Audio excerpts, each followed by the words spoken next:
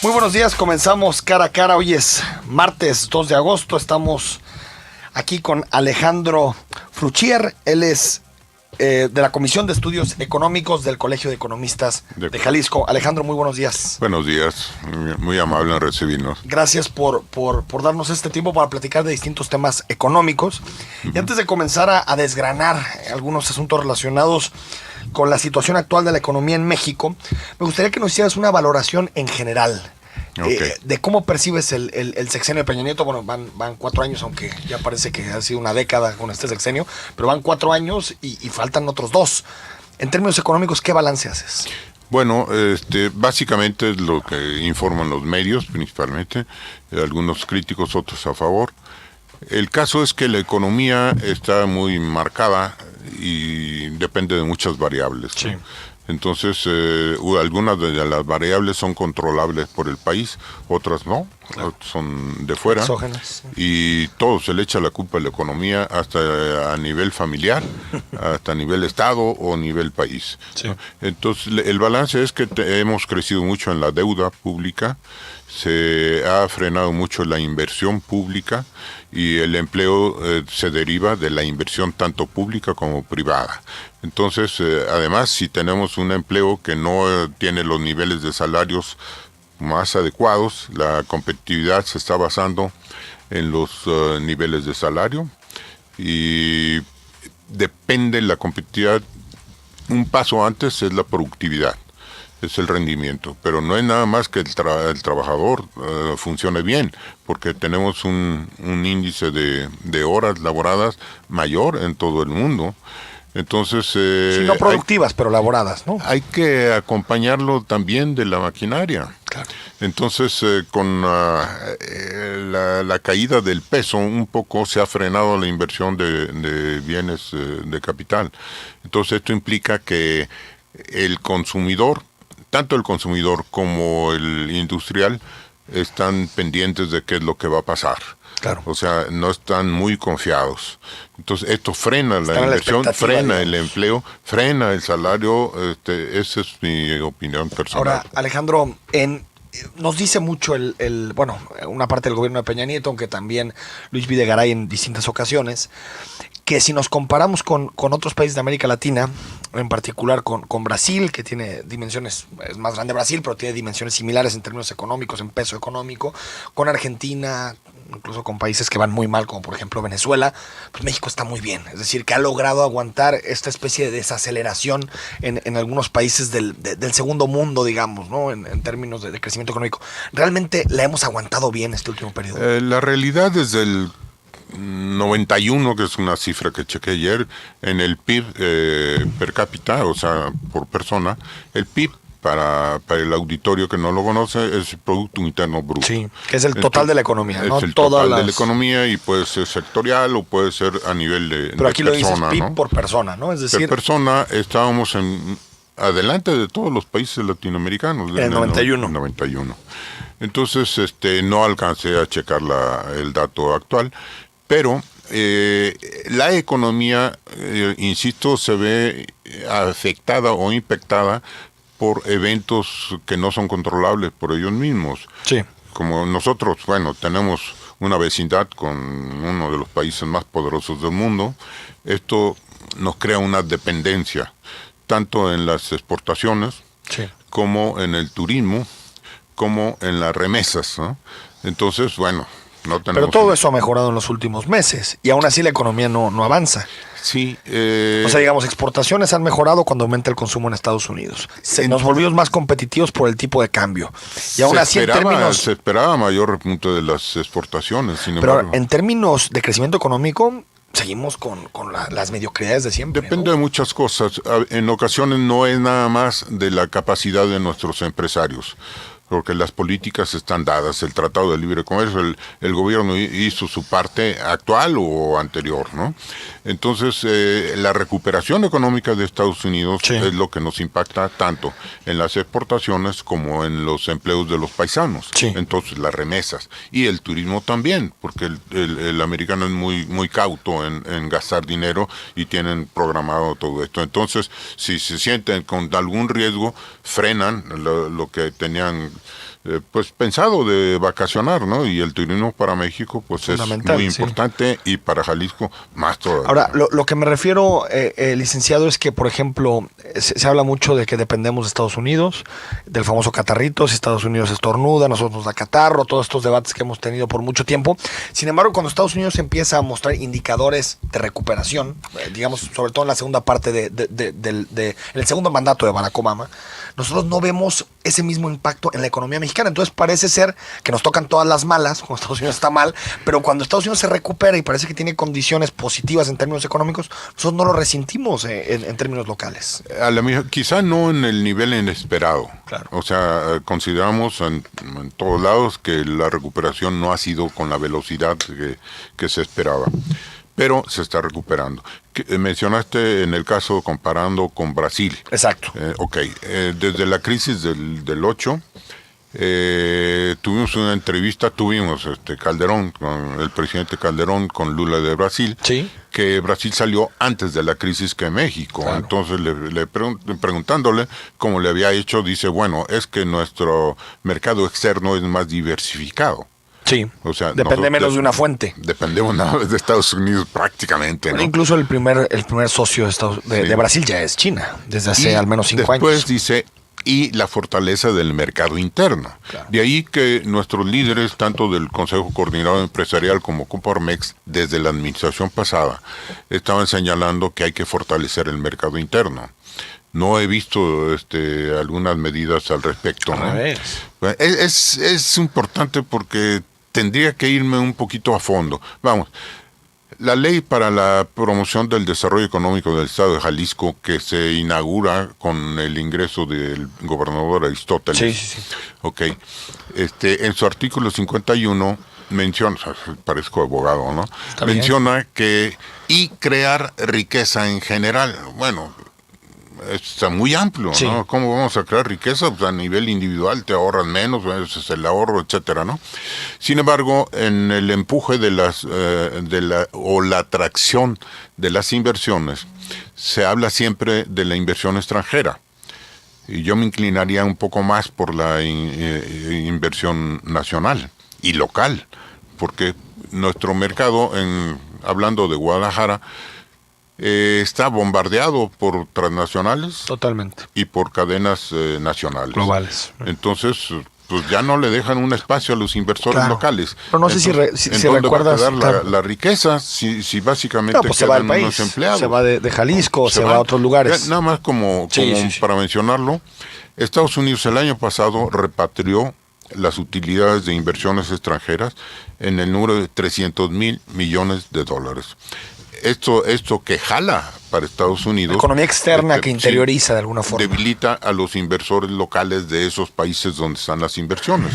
Es nada más como es un dato si importante. Lo traducimos a nivel Estado, pues se nos están yendo a otros países o a otros estados nuestras utilidades, las que generamos nosotros, ¿no? Nuestro pastel, nos estamos quedando sin la tajada. Que $300,000 millones, usted me corregirá, licenciado, pero son pues prácticamente una cuarta parte del PIB de México. O sea, estamos hablando de una cantidad monstruosa de recursos.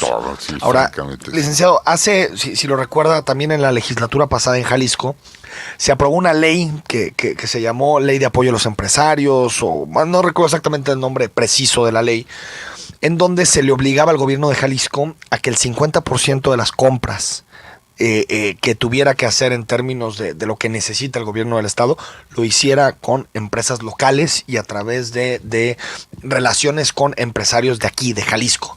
¿Han visto que eso se está operando en la práctica? ¿Está pasando? Lo que pasa es que nuevamente caemos en una serie de problemas porque el gobierno no es el mejor pagador. Vamos, a muchas empresas pequeñas o medianas los han llegado a tronar por hablar por no pagar, ¿no? Por no pagar o no pagar a tiempo, ¿no? Entonces no es nada más eso, sino me tocó participar a mí en una comisión de adquisiciones del gobierno del estado, en donde fabricantes preferían no cotizarle al estado a ese nivel, ¿no? Entonces, bueno, esta propuesta o ley que mencionas me tocó manejarla tiempos atrás, porque en Estados Unidos está la Small Business Administration, que ellos sí dan una preferencia en el nivel de un 20% en las compras estatales y locales. Y le dan preferencia a las empresas nacionales y consideran como small business también a las empresas manejadas por mujeres o por ex soldados. Vamos al corte, si quieres, Alejandro Fruchier, parte de la Comisión de Estudios Económicos del Colegio de Economistas de Jalisco, y seguimos platicando también para entrarle, licenciado, el tema del dólar, que siempre es un indicador de confianza económica en este país, ¿no? Bueno, no. Regresamos.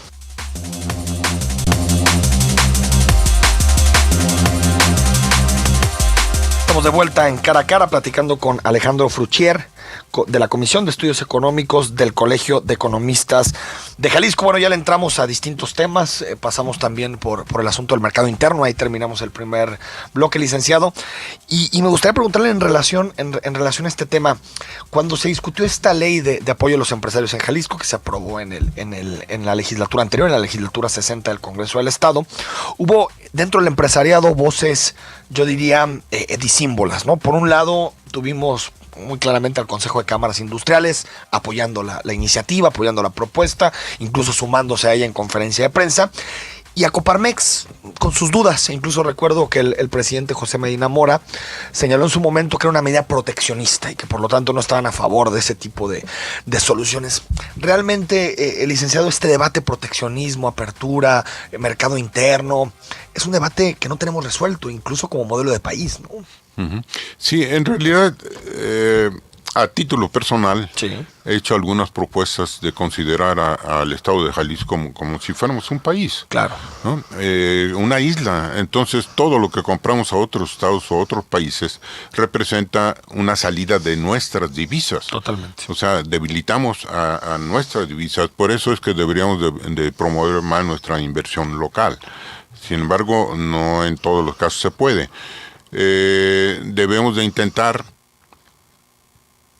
hacer algunos ahorros, como puede ser a nivel energético. Otros países están utilizando otras fuentes que no sean petróleo, porque petróleo no tenemos. Por lo tanto, se nos va ese dinero a la Comisión Federal, se nos va el dinero también a la compra de gasolina. La compra de gasolina representa prácticamente el doble del presupuesto estatal. A lo mejor casi nadie ha hecho este cálculo. Yo me tomé la libertad. El presupuesto estatal está arriba de los 90,000 millones, pues sí. 180,000 millones más o menos. Entonces, nada más para pagar la gasolina que consumimos, debemos de exportar el 10% de nuestra producción. Vamos. Si nosotros consumimos X número, 170,000 millones de pesos de gasolina al año, debemos de exportar de nuestro estado a otros estados o a otros países 10 veces más. No está nada fácil. Entonces, ¿qué nos queda en nuestro mercado? Que bastante débil, porque esos se están llevando nuestros recursos. Claro, podríamos tener una alternativa de etanol o de energía eléctrica forzada, etcétera. Algunos países como China, a los inversores de automotrices les exigieron un rendimiento mayor por litro de gasolina, y en nuestro caso pues no lo vemos. Estamos castigando a los que tienen modelos viejos, que son los que tienen menos recursos, a la población de menos recursos, sin darles una alternativa, porque compraron esos autos porque son los que había, son los que permitía el Estado, ¿no? Sin embargo, las medidas que hablan en la Ciudad de México en contra de la contaminación hablan de usar automóviles mixtos o combinados de gasolina y electricidad, pero la electricidad sí. Entonces, ¿qué es lo que sucede? Tanto la Comisión Federal como Pemex mismo se llevan el 40% de los recursos petroleros en su producción.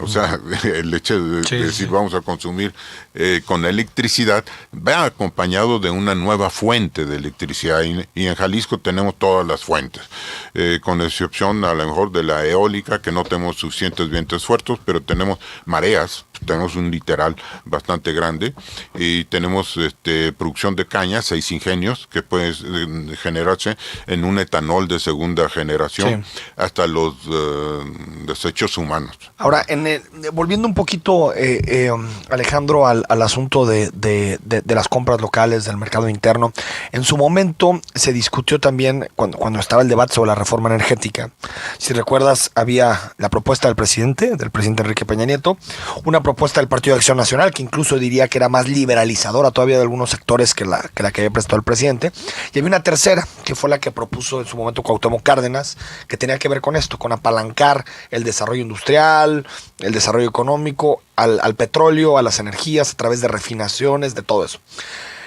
En términos, digamos, de entender el mundo de hoy, este tipo de modelos de nacionalismo económico más cerrados, más soberanistas, como el planteamiento que está usted haciendo, ¿tienen sentido en un mundo globalizado? ¿Pueden aplicarse en un mundo globalizado?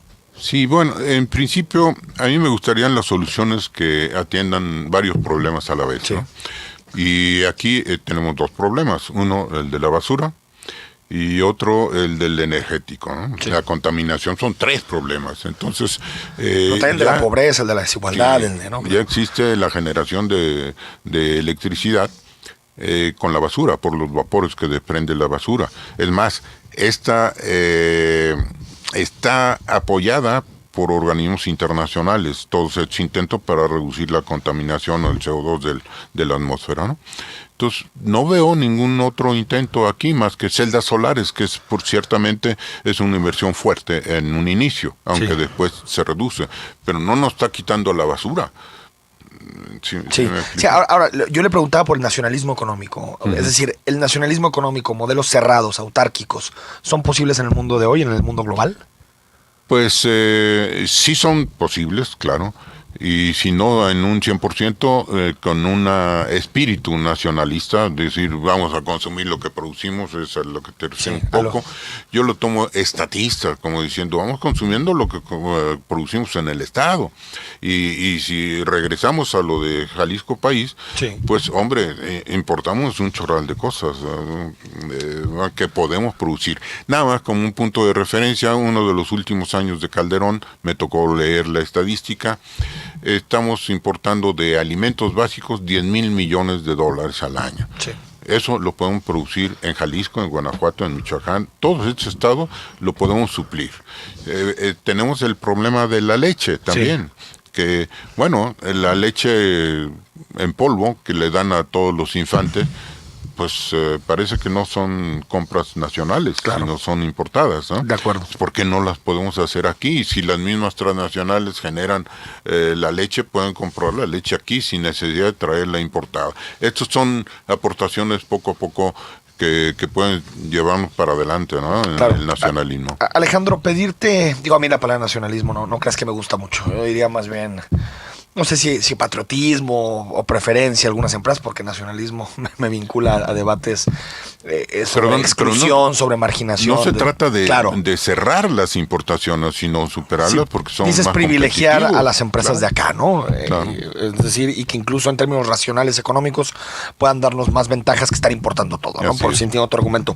El tema del dólar, Alejandro. Se discute mucho. Alguna vez escribí en una columna que sentía que era un indicador más político el del tipo de cambio que un indicador económico, porque al final creo que es el único país, y me lo comentaba alguna vez un amigo, el único país que se histeriza cada que el dólar va un poquito para arriba, la gente dice que todo está mal, el dólar. Realmente el dólar, el tipo de cambio, es un indicador de la estabilidad económica de nuestro país, o es algo más que aprendimos de la historia, de todos los sexenios de errores en donde el dólar se fue a las nubes. Es decir, que un poquito nos dimensione cómo nos impacta este aumento del dólar. De esto me gustaría hacer una referencia a una etapa que tuve en comercio exterior. En ese tiempo, veían fuera en tiempo de Echeverría, sí, más o menos, Brasil asustaba a todos porque utilizaba una mini devaluaciones constantes para seguir siendo competitivo. O sea, es una herramienta, lo utilizaban ellos como una herramienta. No, los chinos, digo. Pues, ese es el ejemplo más claro, ¿no? Sí, de devaluar su moneda para ser competitivo a nivel global. Y ahí están los resultados, claro, ¿no? Entonces, pero debe de hacerse no nada más la devaluación, sino un proyecto completo, ¿no? Considerando todas estas variables, ¿no? Integral, digamos. Sí. Ahora, en este caso, licenciado, díganos, o sea, tiene sus pros y sus contras este asunto del que el dólar suba. ahorita, si quiere complementa, si sube, nos volvemos más competitivos en el mercado externo, en algunos temas. Pero también las importaciones pueden llegar a ser más caras y por lo tanto puede haber inflación. Es decir, si nos hace, digamos, una radiografía de cuáles pueden ser las afectaciones de un dólar caro. Bueno, Y las cosas positivas también. sí, como lo mencionas, sí nos harían más caro las importaciones, pero esto le da una oportunidad también a la industria local de suplir las importaciones, porque tendríamos unos recursos más competitivos. El turismo nos beneficia porque le sale más barato venir para acá.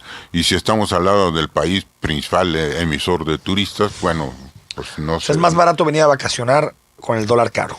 Pero ¿qué resulta? También en materia de turismo hice algunas propuestas en cuanto a crear los centros de inteligencia, tanto en economía como en turismo, porque estamos peleando por el turismo. Bueno, ¿en dónde está el negocio?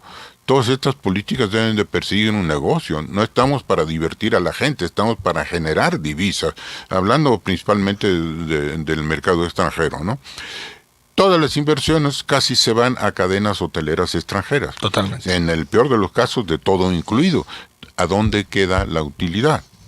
Utilizan en materias primas que es nuestra playa, nuestro sol, nuestro costo de vida, etcétera, etcétera, ¿no? Entonces, ¿en dónde está el negocio? Eso es lo importante también con el lente nacionalista que mencionabas hace un momento, ¿no?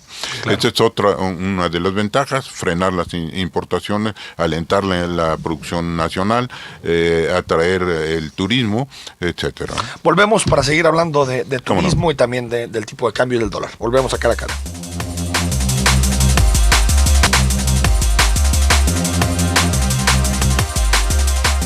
De vuelta en cara a cara, platicando con el licenciado Alejandro Fruchier. Él es parte del Colegio de Economistas de Jalisco. Estamos hablando sobre distintos temas de la agenda económica de este país y en particular también de Jalisco. Licenciado, nos quedamos con el asunto del turismo y decía, y creo que decía bien, que una buena parte, digamos, del problema turístico de este país, de la derrama turística de este país, es que se concentra en poquitas cadenas que han tenido lugares privilegiados, que explotan playas, que explotan recursos naturales, que obtienen permisos. Aparte hay una gran corrupción en torno al sistema hotelero que en algún momento habrá que entrarle, ¿no? Que hincarle el diente porque es una corrupción tremenda. Y revisaba hace algún tiempo, cuando fue el periodo del tianguis turístico aquí en Jalisco, revisaba algunas cifras y me impactaba. Por ejemplo, en el caso de la Riviera Maya, ¿no? Que es uno de los corazones turísticos de este país, cómo las ganancias, por ejemplo, de las cadenas hoteleras españolas se habían multiplicado en pleno periodo de crisis, e incluso las cadenas de aquí habían logrado, digamos, resistir o hacer resistir a las cadenas que están en España, en Europa, que habían tenido un gran impacto sobre sus finanzas por la caída, ¿no? del turismo. ¿Qué se puede hacer para que la derrama turística favorezca a la población, para que haya más recursos para el Estado, para que se pueda invertir? Es decir, exactamente qué tendríamos que hacer, más impuestos, por dónde está la salida para que la derrama se quede aquí en México. Bueno, en principio las inversiones sean nacionales o locales. Igual sacan su dinero y se lo llevan a Suiza, hombre. Sí. Digo, a los paraísos fiscales mexicanos, que sienten muy mexicanos, pero cuando hablan de su dinero se la llevan a Suiza, Andorra, donde puedan, sí, ¿no? Pues yo lo reflejo hablando en términos muy simples de nuestro pastel. Sí. Nuestro pastel, ok, ¿qué tajada tenemos del pastel? Si los otros se la llevan, no nos están dejando nada de pastel. Claro. Entonces las inversiones nacionales no se están viendo al nivel en que llega una avalancha de todas las inversiones. En materia de turismo, el turismo federal maneja 6 segmentos, sí, turísticos. Yo, a título personal, siguiendo las líneas de Claudia Ruiz Massieu, cuando fue la encargada de este ramo, identifiqué 16. ¿Por qué tan desmembrado esto? Porque ella señalaba que hay que hacer un turismo diferenciado, las campañas también diferenciadas. Entonces, ¿cuáles son los que dejan más negocio? Porque eso sí lo vamos a ver como negocio. A nivel internacional, los que más han crecido son los de naturaleza y cultura. Sí. Por eso lo de Riviera Maya. El ecoturismo y todas estas cosas, ¿no? Sí, pero hay 16 segmentos, sí, desde el médico, el deportivo, todos esos, y no veo que estemos atendiéndolos a nivel seccionado. Entonces ella promovió que se hicieran más inversiones en nuevos atractivos. Yo tomo como un ejemplo en el caso de Xcaret en Cancún. Tiene unos desarrollos estupendos, ¿no? Sí. No necesariamente hoteles. Y aquí en Jalisco, pues tenemos muchos atractivos que no han sido explotados, ¿no? Sí, y que ojalá que generen divisas, aunque respetando el medio ambiente, ¿no? Porque después hacen proyectos como Chalacatepec. Tratando todos los segmentos, desde el de la salud hasta el de educación. Y las todo. comunidades, Las licenciado, comunidades. porque al final se hacen proyectos turísticos, mega resorts en las playas y expulsan a las comunidades. Sí. Es decir, los últimos que obtienen beneficios de esta explotación de su tierra son los ciudadanos, Bueno, lamentablemente. la realidad es que generan mucho empleo. Exacto. Empleo. Pero mal pagado. Un poquito mejor que el resto, Sí, pero que genera 50 veces las divisas que el resto, ¿no? Y benefician principalmente a la mujer y a los jóvenes. Ese es el atractivo del turismo también. Ahora, a lo que me refiero es que, cuando le planteo esto, estoy pensando en el país más visitado del mundo es Francia. Y lo sabemos todo el mundo, ¿no? Tiene la mayor llegada de turistas y lo que es interesante es el modelo turístico que tiene que ver con pequeños hoteles. Se acabaron las grandes cadenas, siguen existiendo, por ejemplo, en las grandes ciudades, pero en los pueblos ves pequeños hoteles, pequeños restaurantes, la gente de ahí recibe los recursos. Es decir, porque cuando dicen, es que la solución es que se vayan las empresas transnacionales de turismo y lleguen empresas nacionales de turismo que terminan explotando de la misma manera, pagando muy malos salarios, sacando su dinero a paraísos fiscales. Para mí eso no resuelve, ¿no? Digamos, Sí. una cosa no quita la otra, ¿no? Analizando la derrama, la partida principal se la llevan los hoteles, el hospedaje. Sí. Entonces, algo que es nuestro y no nos lo quitan es la gastronomía. De Porque acuerdo. todos salen a comer, si no a desayunar y a cenar, a comer sí. Y esos son los restaurantes que nosotros tenemos, son los nuestros. Ahí está un beneficio. Está un beneficio en el traslado, taxis y todas estas también, pero el hospedaje se queda con las transnacionales. Ese se nos va. Claro. Yo me gustaría mencionar el mercado interno. En este sentido, si nuestros organismos cúpula empresariales están presionando para que se fortalezca, ¿cómo se puede fortalecer? ¿Qué es el mercado interno? Si yo lo identifico como el total de la población con su capacidad de compra Sí. y de crédito también. Entonces, ¿cómo vamos a hacerlos más fuertes? ¿Pagando mejores salarios? Es una alternativa que puede darse, puede no darse, todo depende de empresarios como González Íñigo que empujan una mejor calidad de trabajo y de vida. O que el Estado los obliga a pagar mejor. Pues es ejemplo. otra, ¿no? Con un salario mínimo más alto. Y más allá de la voluntad. es un escenario. El otro escenario es decir, bueno, vamos a tener hijos y esperar 30 años para que tengan mejores oportunidades que nosotros. Bueno, esa ya la hicimos en los 70 y no está dando resultados. Y la última sería promover el turismo, que ya nos llegan mayores y con capacidad de compra y dispuestos a gastarlo. Entonces, es donde yo veo que podemos fortalecer el mercado interno, teniendo la ventaja de Estados Unidos hacia un lado, teniendo todos los elementos en Jalisco, ventajas comparativas con otros estados, claro. No digo tú Riviera Maya o Cancún, ¿no? Arqueológicamente no fuimos beneficiados en la historia, ¿no? Sí, pero tenemos playas preciosas, tenemos Sí. pueblos, sí. Ahora, en el salario mínimo, Alejandro, ¿incrementarlo o no incrementarlo? ¿Cuál es tu posición? Bueno, para este punto habría que hacer el análisis histórico Sí. de los salarios, ¿no? Y cómo van en relación a la canasta básica. Se han depreciado, Llegó ¿no? un Claramente. momento en que necesitabas trabajar 3 horas para comprar un litro de leche, o sea, por el costo anteriormente, ¿no?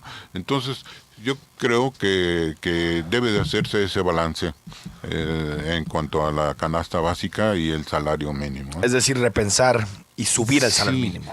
porque si queremos bajar el salario o no mantenerlo bajo para ser competitivos, pues creo que estamos mal, porque estamos reduciendo nuestro propio mercado. O sea, A mí cuando los empresarios, y nos tocó platicar hace algunas semanas con José Medina Mora, con el presidente de Coparmex, él decía, es que bueno, impuestos altos y salarios altos lo que terminan haciendo es espantar a los inversionistas, ¿no? Y le digo, bueno, si fuera así, pues Finlandia no tendría ningún inversionista, paga los mejores salarios del mundo y paga también los impuestos más altos del mundo, hasta 52-53% de las ganancias de las empresas. A lo que me refiero es que no necesariamente, o sea, estamos hablando de capital humano, estamos hablando de competitividad, de muchas cosas que exceden solamente la cuestión salarial y la cuestión fiscal, ¿no? Se habla mucho también de obreros calificados. Exacto. Yo creo que en México tenemos los obreros mejor calificados. ¿Y en Jalisco qué me dices? Y está demostrado porque tenemos las principales fábricas de automóviles aquí. Si no tuvieran la calificación, no tendríamos. Deben de estar bien pagados, y porque exportamos cerca de 3.600.000 unidades al año, ¿no? En todos los aspectos. Entonces tenemos los trabajadores, tenemos la plataforma de gobierno afectada, tenemos nuestros empresarios, está la oportunidad ahí. Claro, sí, pero al final la oportunidad está ahí, pero bueno, usted seguramente lo revisó, Alejandro, hace unos días publicó INEGI su encuesta del ingreso y gasto de los hogares. Y lo que, al final de todos los debates que hubo sobre la metodología y si la INEGI la había cambiado, sin hablar con el Coneval, lo que te das cuenta es que el problema de la desigualdad en este país no hemos hecho prácticamente nada en décadas, de gasto público, de programas sociales, nada. Tú ves el índice de Gini, el que mide esta famosa concentración de la riqueza, y sigue siendo una concentración insultante en este país de riqueza, y el Estado ni los toca, ¿no? Al 10% más rico, que tiene prácticamente el 40% de la riqueza, ni los toca. Ni les cobra impuestos bajísimos, los más bajos del mundo. Sí. Y eso no ajusta para tener programas sociales para sacar a gente de la pobreza, ¿no? Si tú ves que con el presupuesto del año que tenemos en curso, a la Secretaría de Economía le redujeron el presupuesto bastante fuerte. ¿Ves? Anteriormente, en tiempos de Calderón, a la de turismo.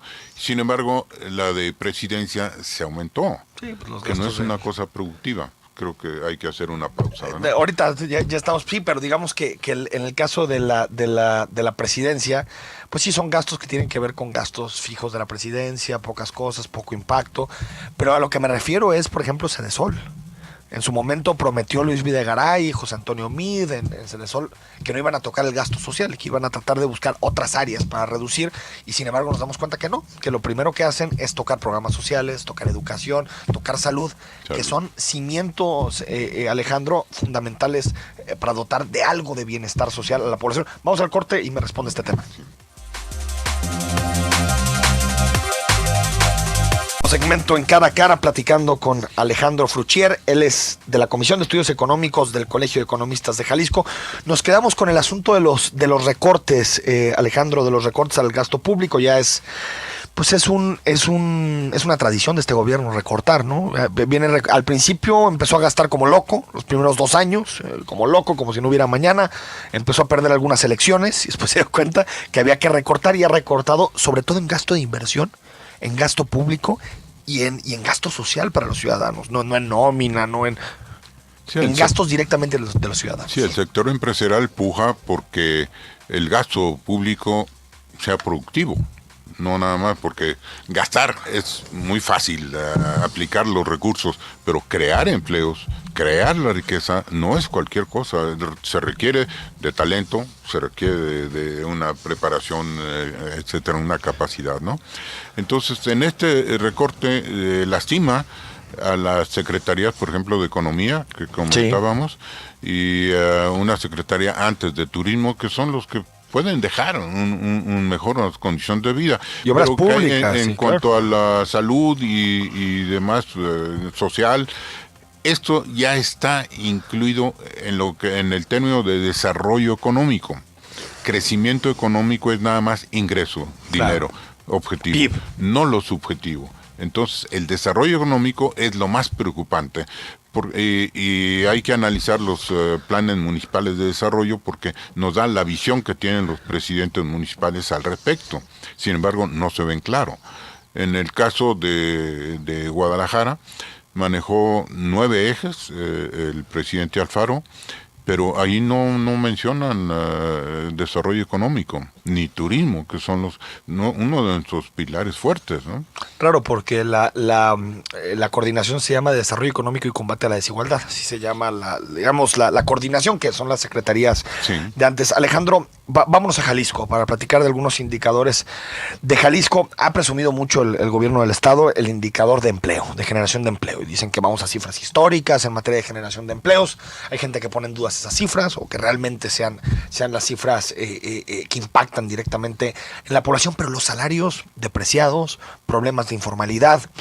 ¿Realmente cómo calificas lo que han sido los primeros 4 años, bueno, ya casi 4 años de gestión de Aristóteles Sandoval en materia económica?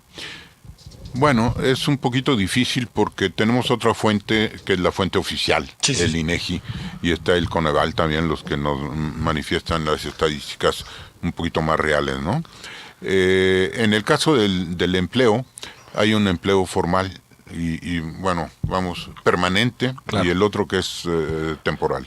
Entonces hay que hacer esta división porque si tomamos en diciembre, bueno, siempre se sube el empleo temporal y puede confundir un poquito las cifras, poco, ¿no? Sí, así es, sí. Entonces, en este caso de los empleos, ¿cree usted, Alejandro, que hay una ilusión detrás de esto? Es decir, que no son los datos que realmente la gente está sintiendo en la calle. Casi el empleo lo tendría que hacer no comparándose con un año anterior, sino comparándose con el desarrollo de otros estados. Si nos están aventajando, ¿qué están haciendo que nosotros no? Perdimos casi la industria automotriz con Guanajuato, Querétaro, hasta San Luis Potosí. Entonces ya han desarrollado 9 polígonos industriales en Guanajuato, sí, cuando aquí nos salimos de un parque industrial. Entonces, eso es, hay cosas que se pueden hacer que a lo mejor estamos confundiendo. Somos fuertes en agropecuarios, el agropecuario, el sector, el PIB, está creciendo 3.5, podemos suplir esas importaciones que mencionamos hace un rato. Pero que deja empleos de bajo valor agregado, sí, de bajos salarios, de todo. Presumimos, ¿no?, un poquito algunos cultivos que son de transnacionales y están utilizando nuestra tierra, nuestro clima, nuestro bajo costo, etcétera. Qué bueno, porque están dando empleo también a estos, pero las riquezas nuevamente se van al exterior. Claro. Decías, Alejandro Fruchier, que había que compararnos con otros estados, sí, sobre todo nuestro entorno, y mencionabas el caso de Querétaro. Y bueno, a mí me parece un caso interesante de analizar o paradigmático, porque si te metes a ver los informes, los indicadores sobre la economía de Querétaro, te das cuenta de un crecimiento exponencial, al menos en los últimos 5 años, ¿no? En captación de inversiones, incluso en salarios, prácticamente 40% de incremento en los últimos 5 años en el salario promedio de los trabajadores, ya no hablando de salario mínimo. ¿Qué está haciendo bien Querétaro que nosotros no estamos haciendo? A mí el secretario Pisano y en su momento también el secretario de Desarrollo Económico, Palacios, me comentaban que tenía que ver con las condiciones de Querétaro, de ser una ciudad-estado, con ciertas determinaciones geográficas, que no tenía los problemas de Jalisco de dispersión poblacional, bueno, muchas cosas. Pero me queda claro que hay un modelo en Querétaro de éxito en términos económicos. Sí, la realidad es, regresamos a este punto, que hay las ventajas comparativas y ventajas competitivas. Entonces estas comparativas lo acercan a la Ciudad de México como una alternativa para los inversionistas, tanto de fuera, que les queda más cerca del Distrito Federal, o como el Distrito Federal que quieren salir. Igual también en lo habitacional. Si se hablaba del tren rápido, bueno, ya les quedaba a 2 horas en tren a vivir en Querétaro con la familia. Se cancela, sí, el proyecto por conocidas explicaciones. Sí. Entonces Querétaro también, la ciudad, está identificada como muy limpia, muy ordenada. Todo esto es un atractivo también para el turista. En el caso de Guanajuato, que es otro, ha empujado muy bien el turismo. Y esta franja automotriz, ¿no? Sí, pero el turismo es otra cosa muchísimo, también. Muchísimo. ¿Cómo se llama? Sí, no, Guanajuato, San Miguel de Allende. San Miguel de Allende, considerada la mejor ciudad para vivir a nivel internacional. Es preciosa, ¿no? Es preciosa. ¿Sí? Sí, es una ciudad muy bonita, San Miguel. Bueno, no, más que ciudad, yo diría que es pues todavía pueblo en muchos sentidos, San Miguel, yo creo que es preciosa. No, nos quedan algunos minutos ya para despedir el programa. Alejandro, preguntarte nada más de también este asunto relacionado con Jalisco y particularmente con la zona metropolitana de Guadalajara. Hace algunos días se presentó el famoso Plan de Ordenamiento Territorial Metropolitano, el apodado POTMET, por parte del IMEPLAN, del Instituto Metropolitano de Planeación, y se debatió mucho también esta idea de digamos, los vocacionamientos económicos de una zona como Guadalajara, ¿no? De una zona metropolitana como Guadalajara. ¿Qué balance, qué análisis hacen del documento? No sé si ya tuvieron posibilidad de revisarlos y si los consultaron en términos de asesoría económica del POTMET. Sí, bueno, como colegio no hemos sido consultados, ¿no? Pero esta idea de una metropolización, Alfaro lo ha tenido desde que era diputado, sí, presidía la Comisión de Metropolización. Entonces se ha hablado también de una figura de gerente metropolitano y aparte están las partidas federales para las zonas metropolitanas, sí, que ya vienen etiquetadas estas partidas, tanto para obra pública como para seguridad, ¿no? Mi intención era de que se manejara la zona metropolitana como un ente económico, porque promueven Zapopan, Tlaquepaque, Guadalajara, cada uno tiene diferentes posibilidades. Guadalajara no tiene reserva territorial, o sea, no como puede municipio jalar industrias grandes. Tlajomulco sí, Zapopan sí, Tlaquepaque sí, en fin, tiene que encontrarse esa mezcla, que es lo que se persigue con esta ley. Ahora, ¿ves articulación, Alejandro? ¿Ves realmente? Porque parecería que a pesar de que muchos municipios son del mismo color, son Movimiento Ciudadano, hay otro por ahí del PRI, en zona metropolitana, es como si en materia de gestión económica y de desarrollo económico no hubiera políticas más o menos armonizadas, más o menos comunes, ¿no? Que utilicen también esto que tú decías de la complementariedad al interior de la zona metropolitana, porque Tlajomulco tiene unas potencialidades, Guadalajara tiene otras, Zapopan otras, Tlaquepaque otras, y sin embargo parecen políticas económicas sueltas, ¿no? Que no tienen articulación entre ellas. La realidad es que se prioriza la política que la economía, y debería de ser al revés. Esto es claro, pero a nadie le gusta que le digan qué es lo que tiene que hacer, ¿no? Sobre todo cuando a nivel de presidencia, ¿no? Pero eso es lo que debemos de buscar. Con que se ha logrado en otras entidades, en otros países, y buscar por el bienestar del pueblo, ¿no? Esa es la realidad. Sí, pero a lo que me refiero es que, por ejemplo, hay un proyecto como Ciudad Creativa Digital. Un supuesto proyecto de dinamización económica de una zona del centro de la ciudad, pero que seguramente necesitaría también la participación de Tlajomulco, de Zapopan, porque tienen otras ventajas competitivas, ventajas comparativas también, y sin embargo no veo que exista esa interlocución para hacer un programa de desarrollo económico metropolitano, es decir, que posicione a la metrópoli como un asunto atractivo en términos de inversión. Tengo entendido, el día de ayer se presentó Marca Ciudad en el Paraninfo de la Universidad de Guadalajara, que supuestamente es para esto. Pero la ciudad, ya falta Ciudad de Tlaquepaque, pero el punto es el que mencionas, que hay que priorizar la economía sobre la política. Muchas gracias, Alejandro Fucher. Gracias por haber estado con nosotros. Nosotros nos vamos, gracias por haber estado aquí en Cara a Cara.